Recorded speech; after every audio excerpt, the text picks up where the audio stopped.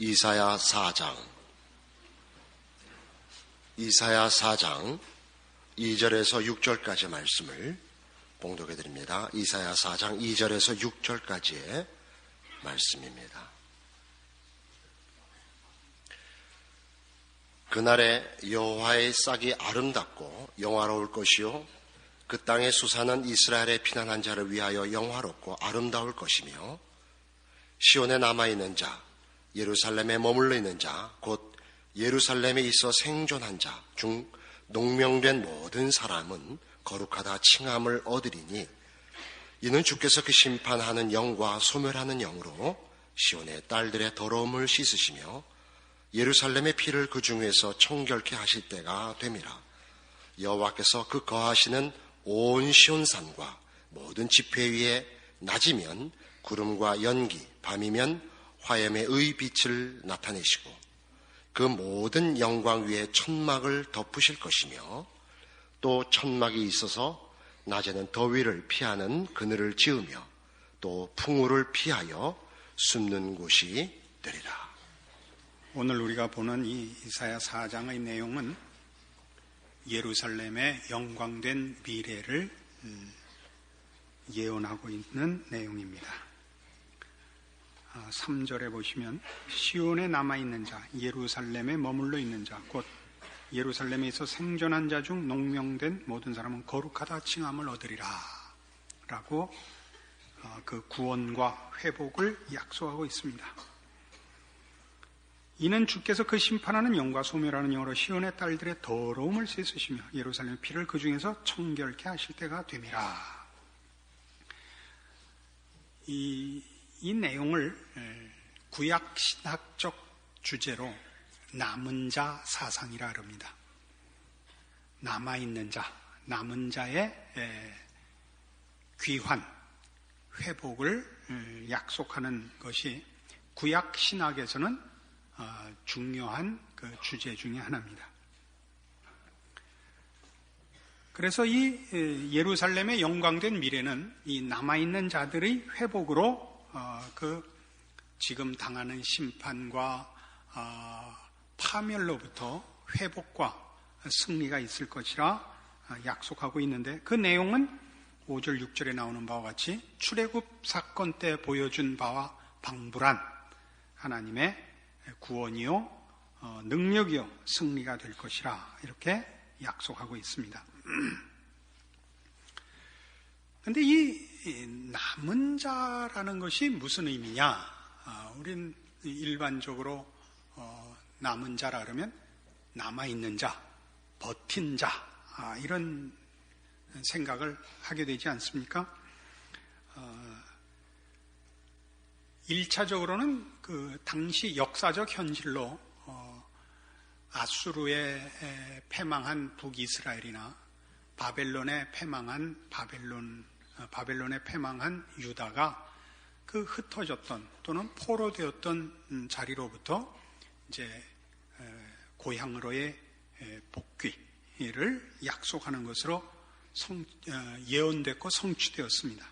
그러나 좀 더 신앙적인 차원에서는 이 하나님으로부터 외면하고 분리되고 유리하여 심판을 자초한 유대인들이 이스라엘 백성들이 그 신앙적인 회심을 이루어 하나님께로 돌아오는 것을 이 남은 자 사상의 중요한 내용으로 우리는 이해를 합니다. 이 남은 자에 관한 중요한 약속들은 같은 이사야 7장 3절에도 이와 같이 등장을 합니다. 이사야 7장 3절 때에 여호와께서 이사야에게 이르시되 너와 네 아들 스알 야숲은 윗모수도 끝 세탁자의 밭 큰 길에 나가서 아하스를 만나라.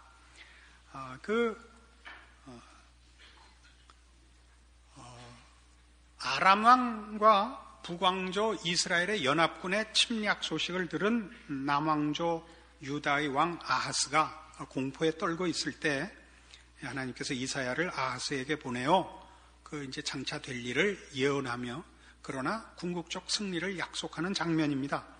이때 이사야 선지자를 보낼 때 그 아들을 데리고 가라는데 아들 이름이 스알야숲이라고 되어 있습니다. 이 스알야숲은 남은 자가 돌아오리라 라는 뜻입니다. 여기에도 등장을 하고 10장 좀 더 분명하게 남은 자 사상이 이사야에 이렇게 등장을 합니다. 10장 20절 그날에 이스라엘의 남은 자와 야곱 족속의 피난한 자들이 다시는 자기를 친 자를 의뢰치 아니하고 이스라엘의 거룩하신 자 여호와를 진실이 의뢰하리니 남은 자 곧 야곱의 남은 자가 능하신 하나님께로 돌아올 것이라. 이스라엘이여 네 백성이 바다의 모래 같을지라도 남은 자만 돌아오리니 넘치는 공의로 회멸이 작정되었습니다. 이미 작정되었은즉 주 만군의 여호와께서 온 세계 중에 끝까지 행하시리라. 이게 남은 자의 귀환, 남은 자의 구원을 약속하고 있는데 이 남은 자가 조금 전에 말씀드린 것 같이 버틴 자, 남아있는 자라는 그런 자기 의지와 실력으로의 보존의 개념이 강하게 느껴집니다마는 같은 이사야 1장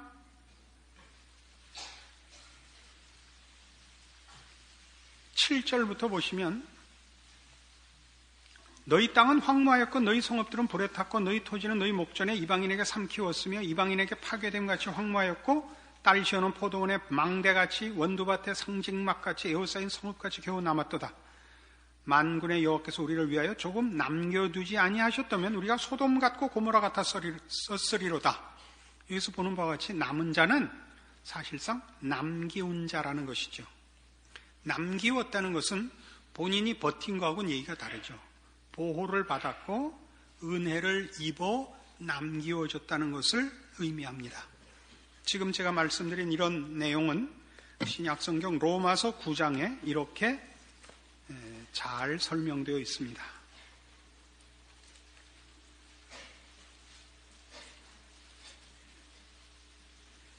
신약성경 252페이지 로마서 9장 27절입니다.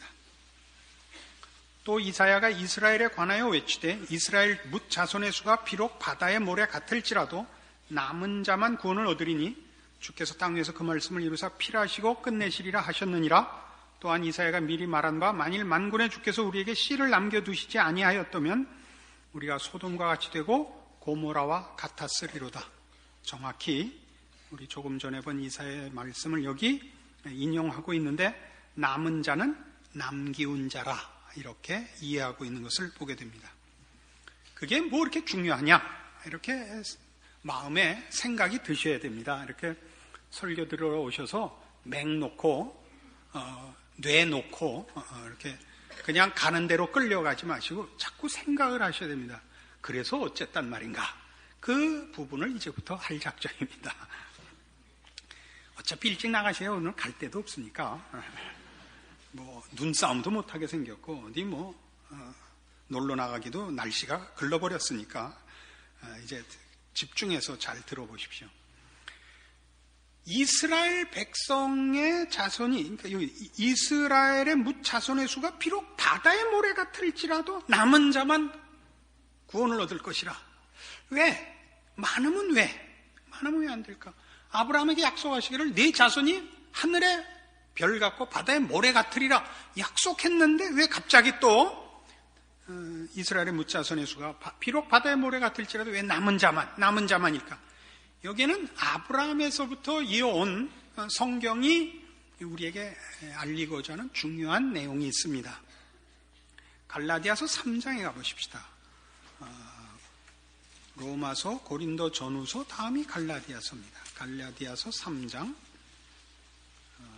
신약성경 305페이지입니다. 갈라디아서 3장 16, 15절부터 봅시다.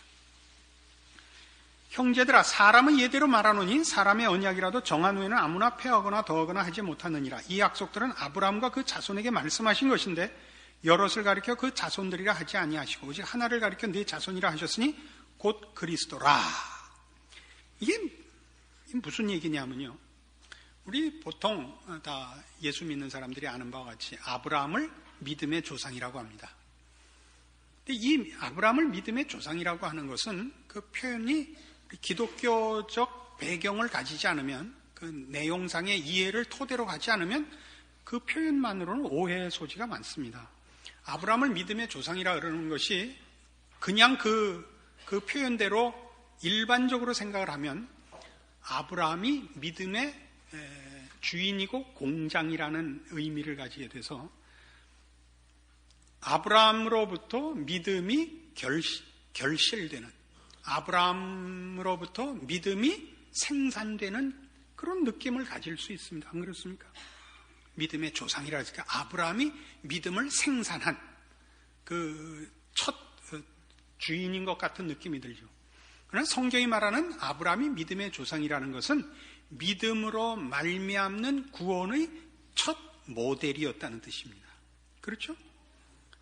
아브라함이 하나님을 믿음에 이를 저의 의로 여기셨다를 그 역사적으로 믿음으로 말미암는 구원의 첫 모델로 성경이 제시하고 있습니다. 그러면 아브라함이 가진 바 그 믿음이 이제 아브라함의 후손들에게 허락될 것입니다. 그래서 아브라함에게 약속하기를 네 자손이 하늘의 별 같고 바다의 모래 같으리라 라고 했는데, 이 하늘의 별 같고 바다의 모래 같을 이 후손들은 아브라함이 생산해내는 자손들이 아니고 아브라함의 신앙과 같은 신앙을 가지는 후손들을 하나님이 생산하실 것이라는 약속이었습니다. 그런 차원에서 아브라함이 믿음의 조상입니다. 그런데 그 얘기를 말하자면 이 약속이 창세기 13장에 나오는 얘기인데 지금 이 갈라디아서 3장에 그걸 뭐라고 인용하냐면 이 약속들은 아브라함과 그 자손에게 말씀하신 것인데 여럿을 가리켜 그 자손들이라 하지 아니하고 오직 하나를 가리켜 네 자손이라 하셨으니 곧 그리스도라 이렇게 얘기합니다. 그냥 읽으면 무슨 얘기인지 모르겠죠. 하나님께서 아브라함에게 약속하실 때 네 자손이 하늘의 별 같고 바다의 모래 같으리라 이렇게 약속을 하셨는데 우리나라 말은 성수격이 조금 생략이 많은 그런 언어입니다. 우리나라 말은 주어가 보통 생략되죠. 그러니까 예를 들면 사랑해. 그럼 다 알아듣죠. I love you, I, you 이런 주어 목적어는 다 생략이 돼. 그럼 단둘이 있는데 그럼 누구를 사랑하겠어요?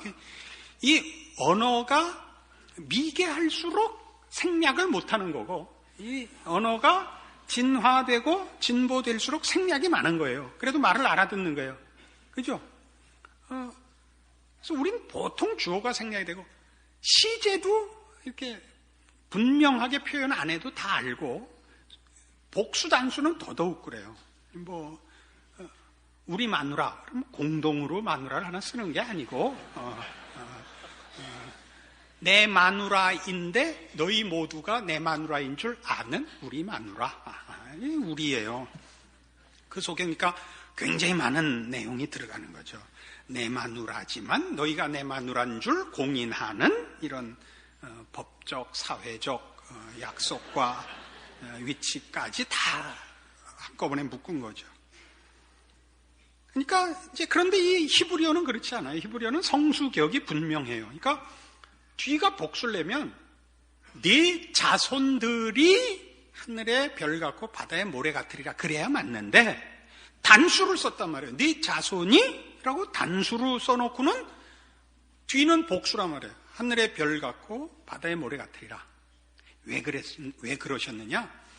아브라함이 생산해내는 믿음의 자손들이 이렇게 많을 것이다가 아니라 아브라함의 후손으로 오실 예수 그리스도가 생산할 후손이 어떤 후손?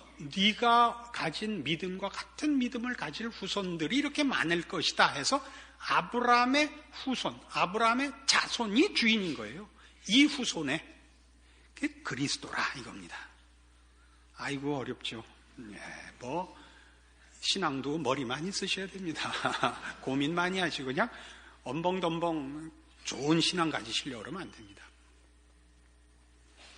그래서 이것은 누구를 통해서 그래서 확인이 되느냐 하면 아브라함에게 자손이 많지만 누구의 자손만이 아브라함의 자손으로 인정을 받느냐 하면 이삭을 통한 자식만이 아브라함의 후손으로 인정이 되고, 이스마엘은 물론 아브라함의 자식입니다마는 여러분 지금 아시다시피 저쪽 아랍권은 다 그 이스마엘의 후손인 것입니다. 그걸로 상징이 됐죠. 아브라함의 후손이, 아브라함이 난 아들이 이스마엘도 있고 이삭도 있지만 이스마엘은 아니고 이삭인 것 같이 예수 그리스도로 말미암는 자만이 아브라함이 가진 바 믿음의 반열에 설 것이라. 그러니까 같은 갈라디아서 3장 6절에 와보세요. 뭐 설명을 할 필요 없이 성경을 읽자 이거예요. 3장 6절, 아브라함이 하나님을 믿음에 이것을 그에게 의로 정하셨다 함과 같으니라. 그런즉 믿음으로 말미암은 자들은 아브라함의 아들인 줄 알지어다. 그러니까 아브라함의 후손은 결국 뭐냐? 이삭으로 말미암아야 다시 합시다. 이삭으로 말미암아야만 되는 것 같이 곧 예수 그리스도로 말미암는 믿음을 소유한 자만이 아브라함의 후손이요 진실한 이스라엘이다 이겁니다. 로마서 9장, 다시 아까 그 로마서로 가셔서 성경의 설명을 좀 더 봅시다. 로마서 9장 6절. 또한 하나님의 말씀이 폐하여진 것 같지 않도다. 이스라엘에서 난 그들이 다 이스라엘이 아니요 또한 아브라함의 씨가 다 그 자녀가 아니라 오직 이삭으로부터 난 자라야 내 씨라 칭하리라 하셨으니 곧 육신의 자녀가 하나님의 자녀가 아니라 오직 약속의 자녀가 씨로 여기심을 받느니라. 그러니까 이게 다 무엇을 상징하는 거라고요? 아브라함의 후손은 아브라함이 믿음의 조상이 되어 아브라함으로부터 믿음이 생산되는 것이 아니라 아브라함이 가진 믿음을 이제 만들어내실 거예요. 누가? 메시아가, 예수 그리스도가. 예수 그리스도로 말미암아서만 진실한 아브라함의 후손이 생길 거예요. 믿음의 자녀들이 생길 거예요. 그걸 뭘로 상징했어요? 이삭으로 말미암는 족보만이 아브라함의 후손이 되고 이스마엘로 말미암는 족보는 그 족보에서 끊어진 것과 같다 이거예요. 그래서 누가 이스라엘이냐? 누가 아브라함의 자손이냐? 할 때 이삭으로 말미암아야만 됐다는 것으로 상징된 것과 같이 예수 그리스도로 말미암은 믿음을 가진 자라야 참다운 이스라엘이다 이거죠. 뭐와 같이? 진정한 아브라함의 후손이 누구냐 할 때 약속의 자녀여야 됐던 것 같이란 말이에요. 이게 무슨 얘기냐? 이게 남은 자 얘기라고요. 이스라엘이라는 국가가 마치 아브라함과 같이 아브라함을 부르신 하나님이 아브라함의 믿음과 같은 믿음을 예수 그리스도로 말미암아 만들어내사 그 후손을 하늘의 별 같고 바다의 모래같이 하는 것, 만드시는 것 같이 이스라엘이라고 전부 이스라엘이 아니라 그 이스라엘은 하나님께서 부르신 백성으로서의 진정한 신분과 기준과 가치가 예수 그리스도로 말미암는 믿음과 하나님의 백성으로의 재창조로 말미암지 않고는 진정한 이스라엘이 될 수 없다 이거죠. 이걸 남은 자 사상이라는 거예요. 남기운 자. 이스라엘을 다른 나라와 구별하여 부르셨듯이 거기서 한번 상징이 이루어졌죠. 그러나 그 상징을 더 분명히 하나님의 부르심은 그냥 불러내는 것이 아니라 남기운 자들로 불리운다. 남기운 자란 건 하나님의 은혜와 보호로 새롭게 만든 자만이 진정한 이스라엘이다 이거죠. 여기에 남은 자 사상의 그 중요한 내용이 있습니다. 이런 것들이 왜 필요하냐? 우리의 생애를 보면 지금 우리는 예수를 믿는 사람들로 여기 나와 앉아 있습니다만은 끊임없이 예수를 믿고 하나님의 자녀가 된 것과 그렇지 않은 자들과의 차이가 뭐냐 하는 데 대하여 성경적인 이해가 부족합니다. 대부분의 우리 한국교회 교인들의 신앙의 유일한 보상과 소망으로 갖고 있는 건 죽어서 천국 가는 겁니다. 그리고 요새 뭐 좀 잘못되게 기대하는 거는 살아생전에 하나님의 도우심으로 좀 세상적이고 물질적인 복을 받는 것으로까지 이렇게 잘못 이제 기대하는 그런 내용이 되어버렸는데 전혀 그것과 다릅니다. 어떻게 다르냐? 에베소서 1장으로 가보십시다.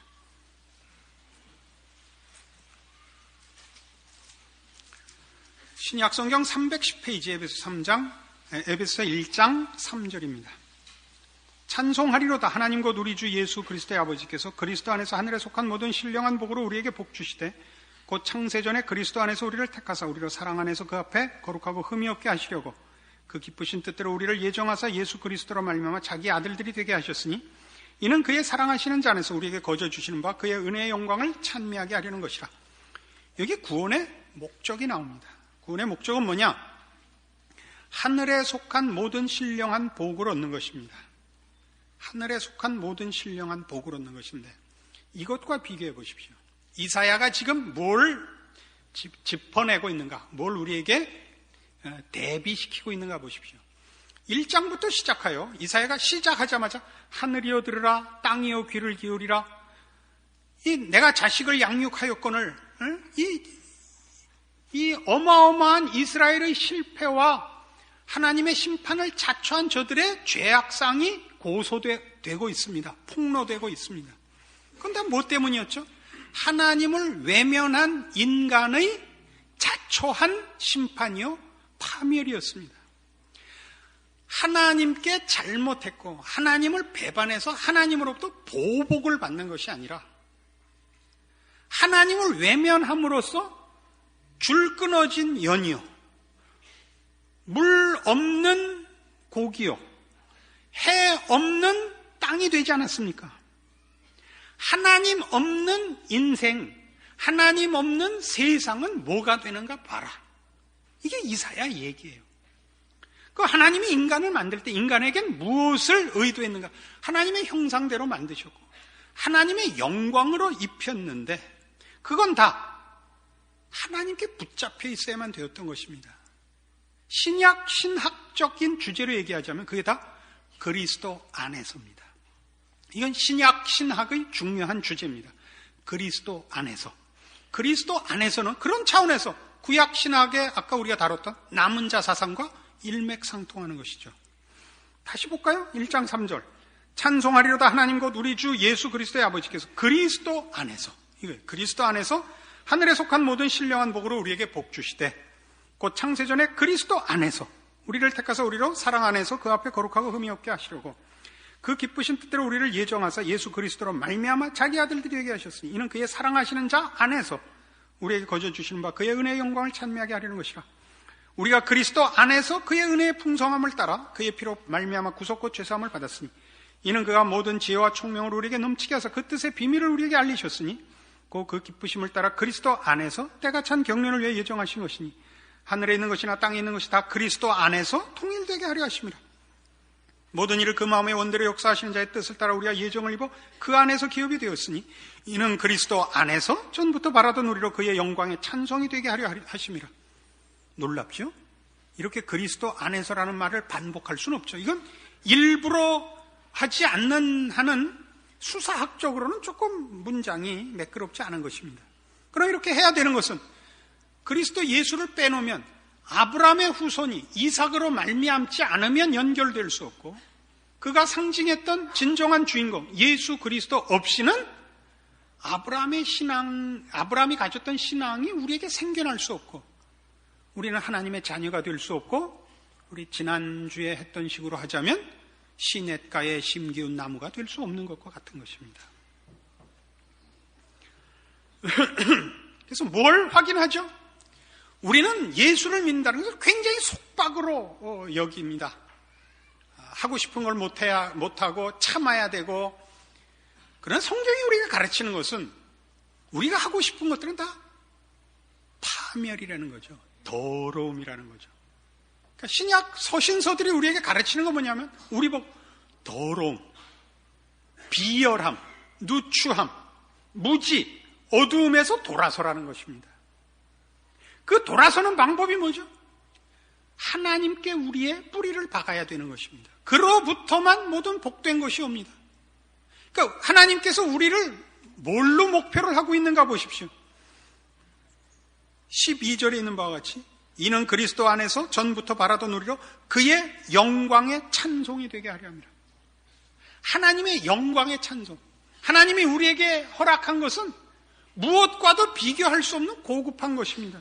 우리 3절식으로 얘기를 하자면 그리스도 안에서 하늘에 속한 모든 신령한 복으로 우리에게 복 주신 겁니다. 신령한 복. 여러분, 그 신령한 복이 무슨 기도 잘하고 신앙적으로 이렇게 신앙윤리적으로 이렇게 깨끗하고 이런 정도가 아닙니다. 인간의 진정한 고급한 자리에 가는 것입니다. 인간의 참된 행복, 자랑이 어디 있습니까? 참다운 인간상을 찾는 것이죠. 쓸모있고 무슨 위대하고 이전에 인간이 인간의 값을 해야죠. 짐승과 다르며 기계와 다르며 일반 사물과 달라야죠. 하나님의 형상으로 지음을 받았고 하나님의 영으로 허락을 받았으며 그의 충만하신 것으로 충만하도록 목적된 존재인 것입니다. 하나님께서 우리를 구원하시기 위하여 그의 아들을 보내셨습니다. 수리공을 보낸 게 아닙니다. 우리를 구원하기 위해 하나님께서 지팡이로 우리를 인도하신 것이 아니라 친히 그 손으로 그의 모든 능력과 의지를 동원하여 우리를 구원하시는 것입니다. 왜요? 구원이란 죄와 사망에서 꺼내는 정도가 아니라 의와 진리와 거룩과 영광의 충만이기 때문입니다. 이것이 기독교 신앙의 목표요 자랑입니다. 이 기쁨이 있어야 됩니다. 여러분의 신자된 확인을 그런 사소한 것, 세상적인 것 이런 것으로 확인하셔서는 안 됩니다.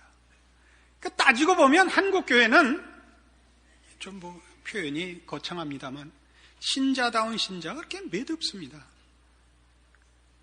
신앙이 좀 있다 하는 것은 그저 죄 안 짓는 정도요. 시간을 다 바쳐 종교적인 어떤 행사를 하는 정도로 여기는 것은 우리가 성경이 하는 신자된 존재의 복과 하나님의 목표에 대하여 무지한 탓입니다. 여러분 살면서 저 사람 참 멋있다 이런 사람 본 기억이 있으십니까? 저 말고요. 저야 뭐 누구나 그렇다고 그러실 테니까. 참 보기 드뭅니다. 그러니까 인간은 하나도 안 변하고 신앙이라는 무슨 부정만 갖고 있지 그 사람이 변해 있는 걸 못 본다고요. 맞아요. 양식은 많이 갖고 있고 약은 많이 갖고 있는데 먹질 않은 것 같아요. 그걸 먹고 변한, 그걸 먹고 충만해진 모습을 보기는 너무나 어렵습니다. 왜요? 무지한 탓입니다. 오늘 이사야가 노래하는 건 이겁니다. 하나님께서 예루살렘을 영광스럽게 회복시키시리라. 다 우리가 예루살렘입니다. 우리가 하나님의 전이요, 예수 그리스도로 말미암아 구원을 얻은 하나님의 백성이요, 하나님의 모든 기쁨과 충만의 대상입니다. 여러분의 신앙을 이것으로 확인하시고 이것으로 여러분을 격려하셔야 됩니다. 세상이 주는 영적인 가치가 없는 것들로 여러분의 만족을 삼거나 소원을 삼지 마십시오. 진정한 신자의 행복과 승리와 자랑으로 나아가시기를 바랍니다. 기도하십시다. 하나님 아버지 은혜를 감사합니다. 하나님의 자녀로 부르셨고 하나님의 자녀의 그 복된 것들과 영광들로 약속하셨습니다. 하늘에 속한 신령한 것으로 복 주시며 우리 하나님의 충만하신 것으로 채우려 하시며 하나님의 영광의 찬송이 되도록 우리를 부르셨습니다. 이 기쁨과 이 약속을 누리는 우리가 되게 하셔서 우리가 현실을 살되 하나님의 자녀로 사는 승리와 기쁨과 영광을 누리게 하시옵소서. 지금은 우리 주 예수 그리스도의 은혜와 하나님 아버지의 극진하신 사랑과 성령님의 교통하심이 하늘 아버지의 자녀라는 이름이 갖는 영광과 그 자랑스러운 소망과 그 승리와 힘을 우리의 현실에 실천하리라, 지켜내리라 약속하고 돌아가는 심령들 위해 영원토록 함께 있을지어다. 아멘.